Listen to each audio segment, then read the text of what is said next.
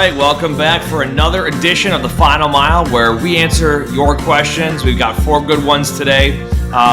If you'd like to learn more about Freight 360 and our services, please check out the Freight Broker Basics course. It's a full-length, self-paced online course that'll help you get your brokerage started, build up your book of business, and even hire the right employees. And please take a moment, check out our sponsors in the description box to help support this channel. It'll help us and it'll help them. All right, let's get right into it, Ben. We get this question a lot. This is like a YouTube comment, I believe. We did an episode or a video on cold calling and prospecting, and Richard asked, how should I start off a cold call? And this is interesting because there's not like a perfect answer, and I say that for a couple of reasons. I did this week, I went through and did like 70 cold calls with one of my agents yesterday.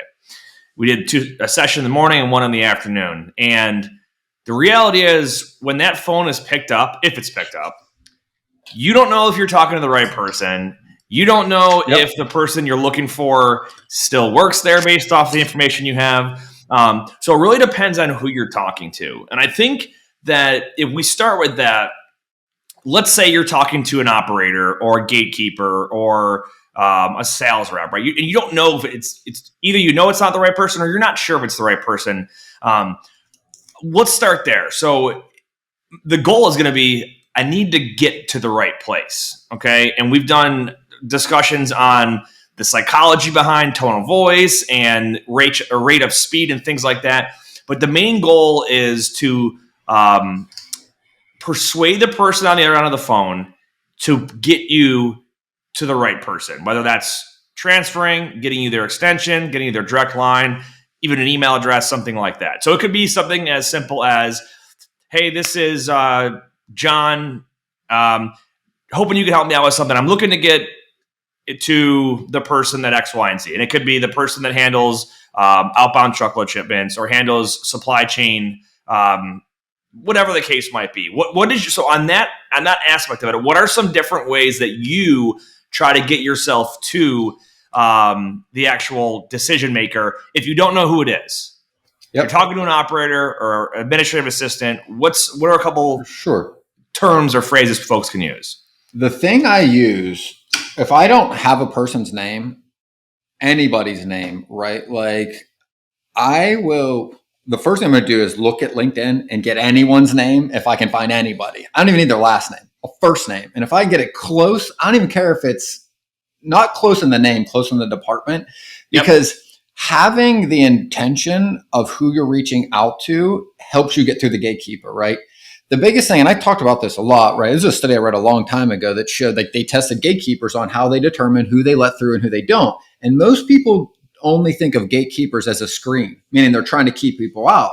But the reality is it's just as bad for a gatekeeper to not let somebody important through to talk to their boss as letting somebody that shouldn't talk to their boss. It's both. Like they can't just keep everybody out. They wouldn't be doing their job, right? Right. So when you have the intention and the name and that tone and that speed at which you feel like you should be speaking to somebody, it gets you through 90% of the time. And that's just something like, hey, is Nate there? I'm trying to get a hold of Nate in shipping. Is he available? And I stutter a little bit and make it sound as if like I'm kind of like urgent and frazzled is like just my approach that I've used, because typically I sound urgent enough that person feels like they've just got to kind of let me go through or something bad's going to happen. That's the way I kind of play into it. And again, if I don't have someone's name, sometimes I'll just be like, hey, I'll play like the aw shucks kid is the way I like imagine in my head, like the kid kind of walking around dopey that doesn't know where he's going, and I'm just asking for direction. Non-threatening though. Exactly. And I do this. It works really well for me in tanker. For whatever reason, people are way more helpful on this side of the industry, and I'll just call it like, hey, look, I don't know if you got a minute or two, but if you could help me out, I just really appreciate it. I'm having a heck of a time trying to reach the tanker person over in your organization. And that alone, I would say 85% of the time, right? If I make 10 phone calls. Something like, hey, I can't remember the name of the guy that I talked to like 6 months ago. Maybe you could help me out. He handled all of the outbound shipments for, yada, yada, yada. And I would shift that a little bit. Like I wouldn't say 6 months ago. Again, I would shape the perception and be like, listen, I was chatting with somebody in shipping last week. He asked me to give him a buzz back after I ran some rates on some lanes. And to be honest, I'm kind of embarrassed, but like I wrote his number down on a piece of paper and I don't know where it is. Could you maybe send me over there or maybe even help me point out who I'm trying to reach? I'm kind of embarrassed. And again, that alone, like usually somebody's going to be like, yeah, hold on. And usually like, even if they don't let you through, they'll be like, oh yeah, you need to talk to John Smith over in shipping. I usually will write that down and I might not even push to get through that time. I might be like, oh, hey, when's a good time to reach out to John or when is he typically available? Rather than try to get what I want, which is through. And that usually is even more beneficial because now the gatekeeper will tell me when is the best time to reach them. Or at least the proximity. Oh, he comes in early. You can try reaching him on Tuesdays and Thursdays. He doesn't have any meetings. Or they'll be like, hey, kind of call him whenever. Because if you do that, now I can step back, get off the phone, thank the gatekeeper. And I always write the gatekeeper's name down too, their first name, right? Because when I call back, if another gatekeeper picks up, I'm going to be like, hey, is John around? And they're going to be like, oh, what's this regarding? I'm going to be like, oh, your colleague Debbie told me to give him a ring Friday morning. Well, Debbie's the other receptionist. Now that gatekeeper's like, oh, yeah, for sure. And they put you right through, right? So sometimes the strategy is you don't try to go the whole way through the first time. Do a little bit of investigation, right? Just in the phone call. Who am I trying to reach out to? Can you at least point me in the right direction? Get a name and then reapproach it. And now you can usually get through the second. And one of the things I want to point out is you've disarmed that person if you want to look at it from like a psychological standpoint there. Whereas like what's funny is like freight brokers, logistics companies, we get prospected ourselves by people that just got our name somewhere as someone that has logistics in their title. I got a cold call yesterday from a freight brokerage. So I like kind of played around with them just to kind of see what they were going to say. And this girl's like, hey, this is Tess with blah, blah, blah. She's like, I'm trying to find the person that's in charge of your inbound and outbound shipments. And I was like, oh, that's me. And she's like, that's great. She's like, well, I'm with blah, blah, blah company. And she went through this whole script. And I was like, this sounds awful. But I was like, hey, are you a freight broker? Because we actually just got rid of one of ours and we're looking for a brand new one to bring on. And she's like, oh my God, this is amazing. Thank you so much. And then I'm like, I've got this hot shipment that I'm trying to get capacity on. And she didn't even try to help me with it. She tried to get my email address to send me a company packet. And I was like, that's what the problem is with someone who's given a script and a set of accomplishments to get through, that when there's something, when there's an opportunity in front of them, it's not even in their like decision making or course correction to be like, okay, I'm going to shift this way because they just gave me this nugget that I should be focused on. Or for example, if somebody's tone of voice or they say something that makes them very like seem stressed or frustrated, course correct. Like, hey, everything going all right today? It sounds like it's been a little bit of a rough one, right? Boom, I've just changed the entire course of the conversation and now it's about them.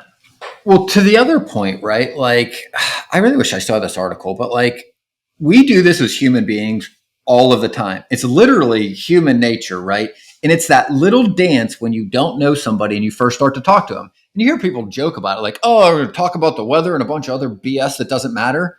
What's really happening is built into our DNA through thousands of years of evolution. When we met people from places we didn't know, if we didn't know if they were dangerous or safe to interact with, you're trying to determine, does this person value the same things as you do before you progress further, right? That's all that little dance is, right? That's why people that come from the service industry that wait tables or bartend tend to be very effective at sales because they practice this shit like 30, 40, 50 times a day. Having small talk, being able to initiate a conversation with somebody they don't know, the dancing about sports, current events, the weather, what happened this morning, it doesn't make a difference. It's just that connection that you pointed out. That's why sports is such a catch-all because so many people are at least aware of it, that if you can get somebody to connect on it, like that gets you through that first little gate. And to your point, the guard from here comes down to here. They're having an open conversation. Now you can start to actually talk about things. If you can't get that little bit of trust or that little click to get their guard to come down, I mean, you're really just kind of spinning your wheels. You might as well leave and come right back. The last thing I'll add on this is too much time spent BSing and never getting to the point of your call can be a dangerous thing if you do it too long. Yes. So that's why, like, I always give crap about the whole, hey, I've got trucks in the area, but I'm a fan of people being straight to the point. You don't have to say the name of your company, but make it known that you're trying to get to the person who's handling their freight, right? Well, and you could say that a variety of ways. Whoever's in charge of your supply chain, or whoever handles your outbound truckload, or whoever's handling your freight dispatching. There's many ways to say it, and I recommend for each person, try out like a dozen different ways of having that first question that you ask, and figure out not just what's working for different customers, but what do you feel sounds more natural for yourself to say, because it's going to be a little bit different for every single person. So for sure, it does change. I do think, again, for anybody making a cold call, you want to, one, be able to connect really quickly with that person on anything. And I always kind of try to think through my calls. And that's why I group them together in categories of either commodity or area of the country. So I can use the same thing over and over again, because you should have something in there that is beneficial to the person you're calling, right? Yep. What sucks about making cold calls is most people call and ask about things that they need, and then the other person gets really irritated, and that's why they don't like doing it, right? But if you put some thought into what could help this person, and you ask those questions related to what benefits them, they're far more receptive, and you're going to have much more effective conversations. Agreed. All right, our next question from Manuela. Manuela asks, as a broker, what do I do if one of my loads is stolen? First of all, we had just recently finished recording an episode with Sal Marino and Keith Lewis from CargoNet, which is a service from Verisk. So check out the episode. It's episode 222 of the Freight 360 podcast. We go like way down the rabbit hole on cargo theft, but also we got into like hostage loads. So check that out. But I think the key takeaways here are, while it's happening, and Keith brought this up because he was a law enforcement guy that is with CargoNet now, is you have to remember, if it's a hostage load, who has the real leverage here? Because if it's not you as the broker, it's the carrier that's holding your load hostage. So if you're going to piss them off, it's not going to make them happy and make them want to cooperate with you. Ben, we've talked about it. If a carrier is not answering your calls, your check calls, and you're worried maybe they broke down or maybe they're holding a hostage, we're just making assumptions about something we know nothing about. So if you call up their dispatcher and you're mother effing them, they're not going to want to help you out. So compassion and, meeting them at their level and trying to disarm the conversation is going to be key here. But they also, and again, I'm going to defer to the podcast episode, there's a really important way of how to go about filing a police report if you do in fact think that the load is being held hostage or is stolen. And Keith, his advice was very clear. Yep. I hired a carrier to deliver a load. They didn't deliver the load. Get the case opened. Yep. Get the report filed, and then from there, escalate it to the right, the right folks. Yep. Any other takeaways you had from that conversation that you'd add into this question? Yeah, the one thing I wanted to ask them about is, when I've had hostage load situations, like when I worked at a bigger brokerage, the policy was really to agree to whatever they wanted on the rate con, send it over to make sure you can get the load delivered, and then deal with it once the load is back in safe hands, right? I had a load, I think it probably sent like $16,000 in addition in the rate con for like a $6,000 load. And again, our ops and the attorney said, just keep sending it, send the paperwork, document everything. That's the other thing I'd add. Document every single thing that has happened. Every communication, write it down in your call notes so that you've got a track record of everything that's occurred, right? And again, adding the rate con to get them happy, your first objective is not winning an argument with the carrier, to your point. It's getting them to help you get the load back into safe hands, right?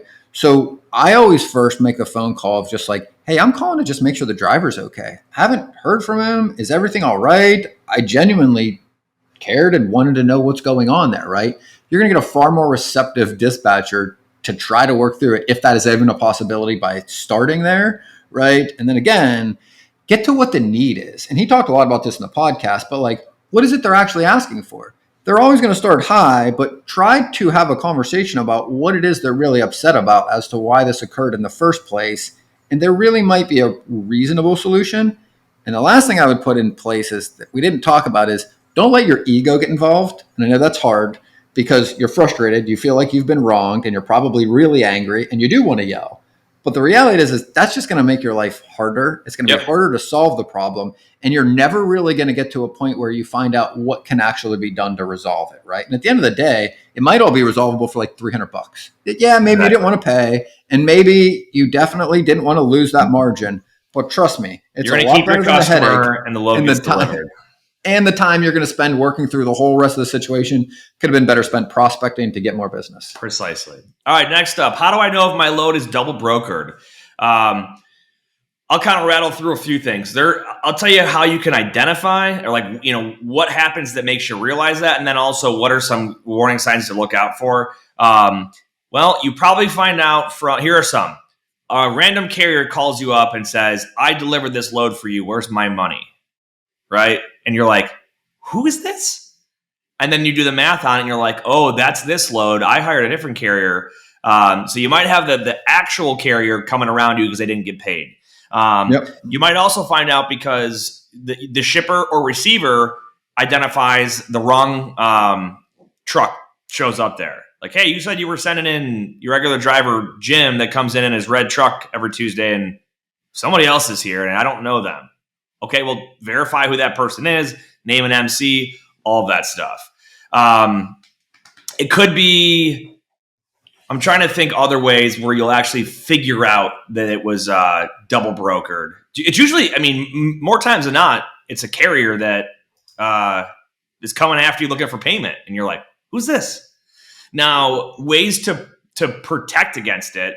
And we've got plenty of full-length discussions on this, but vet this carrier out, any carrier out ahead of time. Okay. Look for TIA watchdog reports on them. Highway, if you use Highway. If you're using RMIS or My Carrier Packets, look for reports there. Look for reports on DAT. Look at those emails that go around with spreadsheets full of MC numbers that are flagged. Okay. Start there. Other things, if you have warning signs like the rate seems too good to be true, they didn't try to negotiate. All right, let's challenge them a little bit here, right? You're going to definitely request some kind of identity verification and location verification, GPS tracking, picture of them in front of the pickup location with their truck before you give the pickup number or release the shipment with your customer. Things like that. Those are preventative measures to take to protect yourself. You got anything else, Ben?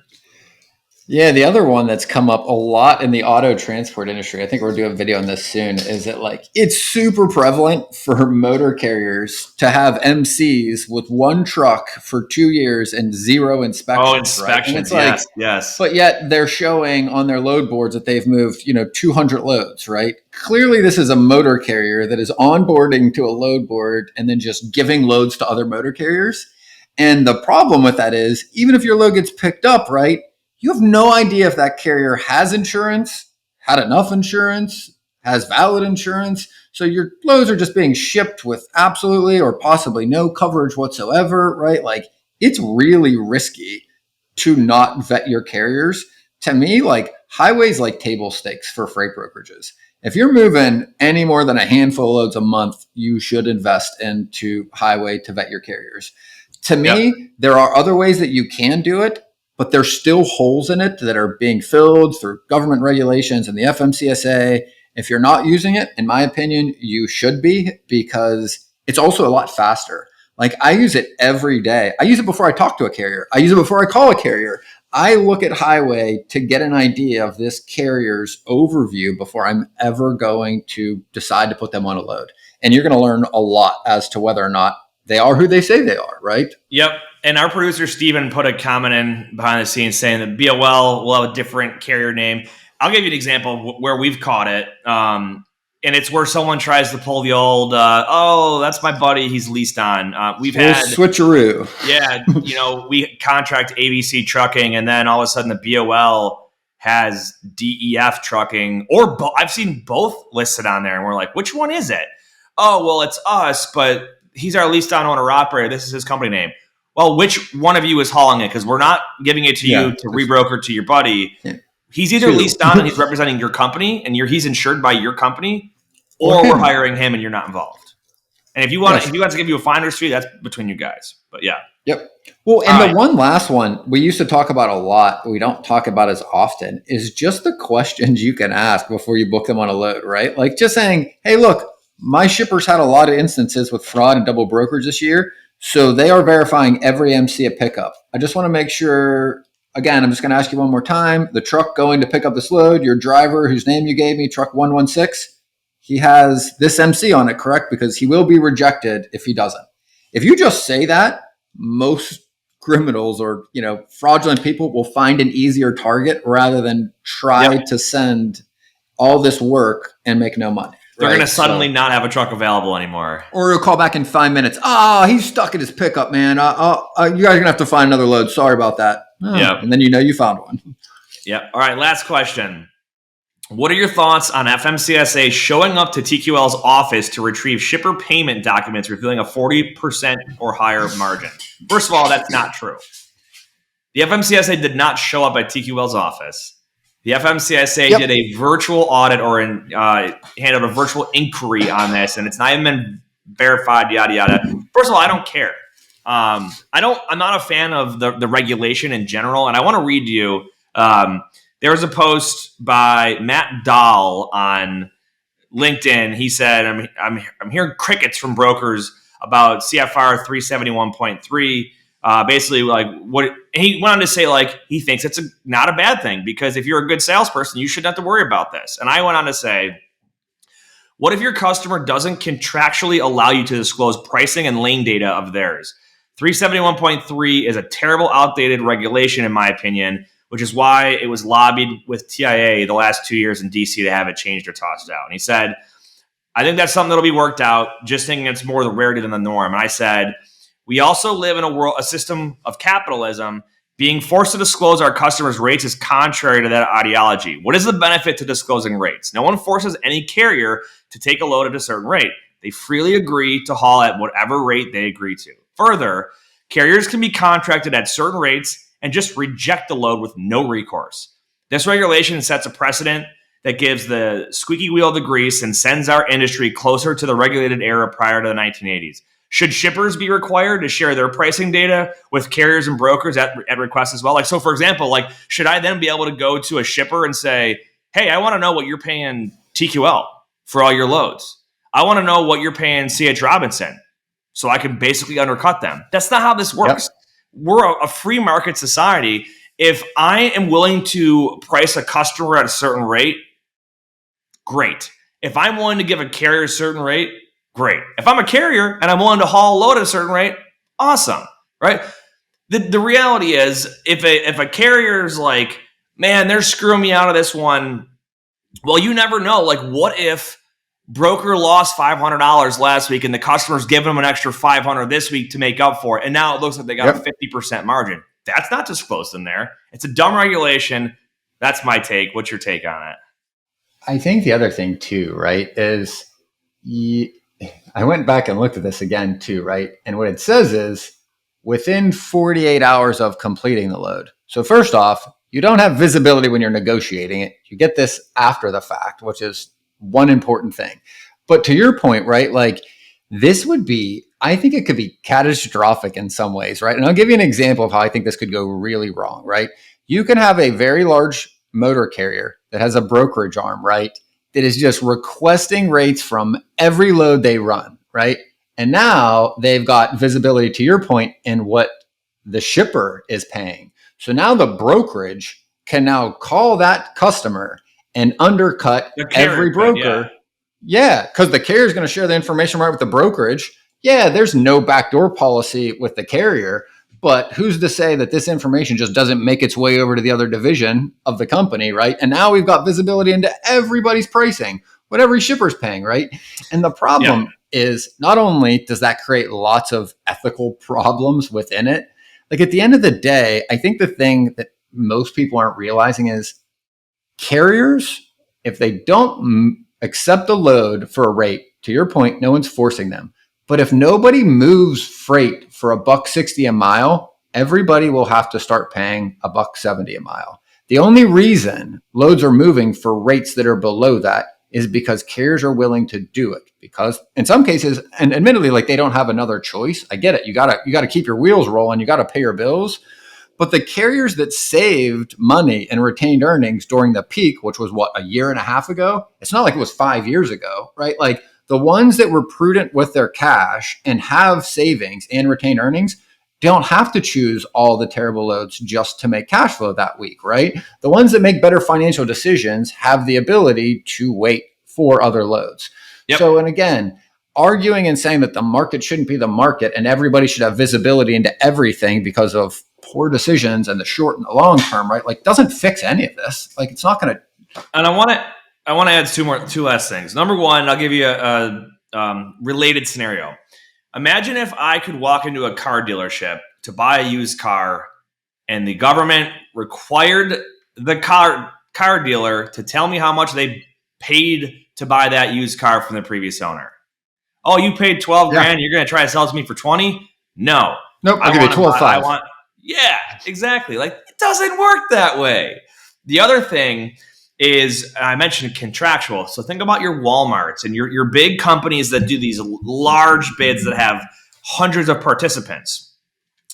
They do a bid process, sometimes multi-stage, and you might get rejected or you might not win a lane and you don't know who they awarded it to or for how much. Or you might get awarded a lane and been like, damn, I could have went a little higher on that and made more. Imagine if Walmarts of the world had to disclose what they awarded all those contract rates for. They would lose their leverage when it comes to being able to do their bid process. So contractually, they don't allow that. So that's my take. This is free market society. It's all I've got. I mean, I think it could have horrible unintended consequences, and I think it has little to no upside. And again, like, the biggest thing too is in all of this situation, right? I even highlighted this on what Ken Adamo said, because again, we talked about this on the podcast last week, but like, he provided the data, right, for actual transactions, not posted loads, not what somebody's saying they paid, not a one-off situation, right? And the numbers show, right, here's exactly from the article, right? Ken Adamo, chief of analytics, DAT, their loads where they make 100%, as well as plenty of loads where a broker loses money, right? The average broker margin in the industry goes up and down a little bit with the market, but it's anywhere between 13 and 18%. The distribution is wide with lots of shipments where, hey, they might make 20 or more percent, but there's also lots of those shipments, to your point, where they're making less than 8% and they're not making money, right? Or loss. And at the end of that, or losses, right? And again, you used a really good example, and this happens a lot, right? Like, I've had lots of customers where, like, I might, for each individual load, I am running at a loss that week because my customer needed help. And then to your point, next week, they were like, hey, I'll throw you an extra $250 on every load because it's our month end and I can't cover my budget. Can you help me? For sure, right? Like, I'll help with that cash management. That's one of the things we can do as a freight brokerage, right? Every transaction does not give you the entire picture, right? So even getting visibility into one transaction does not tell you at all what's going on in that relationship or give you any ability to come back and renegotiate, right? I think it'd be more likely that brokers would just be more transactional with their carriers. Hey, if every time I get a carrier, they request the rate and then they want an increase, I'm just going to use different carriers every time I move this freight, right? Now, how does that benefit the carriers in the first place if you never want to use the same carrier and you disincentivize relationships, which is the exact opposite of what we want to happen for efficiency across the whole supply chain? Precisely. Well, Good questions. Continue to send them in. And you got the comments on YouTube, the form on our new website. If you haven't checked our new website out, check it out, freight360.net. It's beautiful. It's got a great library. It's going to recommend stuff for you to check out after you've gone through and maybe watched something or read something. But yeah, good discussion. Ben, any final thoughts here?